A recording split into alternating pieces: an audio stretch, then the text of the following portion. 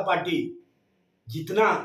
India गठबंधन से डरी हुई है और जिस तरह से मुद्दों के आधार पर इंडिया गठबंधन ने भारतीय जनता पार्टी को जनता के बीच में सवालों के घेरे में खड़ा किया है। लोग सवाल कर रहे हैं कि महंगाई कब होगी। लोग सवाल कर रहे हैं कि नौजवानों को रोजगार कब मिलेगा। लोग सवाल कर रहे हैं कि महिलाओं पर होने वाले अत्याचार की घटनाओं, यौनाचार की घटनाओं में जो भारतीय जनता पार्टी के नेता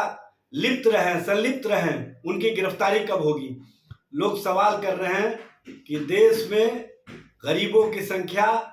हर दिन बढ़ क्यों रही है। लोग सवाल कर रहे हैं कि हमारे दो की नीतियों के कारण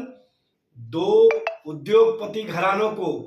किस तरह से फायदा पहुंचाया जा रहा है। लोग सवाल कर रहे हैं कि छात्रों को नई शिक्षा नीति के माध्यम से जिस तरह से उनको महंगी शिक्षा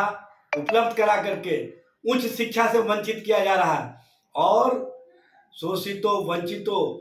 पिछड़ों, अति पिछड़ों, अनुसूचित जाति, अनुसूचित जनजाति को जो हक और अधिकार मिलना चाहिए, जो आरक्षण की व्यवस्था में बढ़ोतरी होनी चाहिए, वो कब होने जा रही है। इन सवालों पर भारतीय जनता पार्टी के नेता कोई जवाब नहीं देते हैं। भारतीय जनता पार्टी के नेता जिस तरह का अनर्गल प्रलाप करते हैं, जिस तरह से नफरत, भ्रम और धर्म की राजनीति के सहारे समाज को कहीं ना कहीं जो भारत की संवैधानिक व्यवस्था है, जो भारत गंगा जमुनी संस्कृति का गहवारा रहा है, जिसकी मिसाल पूरे दुनिया में रही है कि अनेकता में एकता भारत की खूबसूरती है, उसको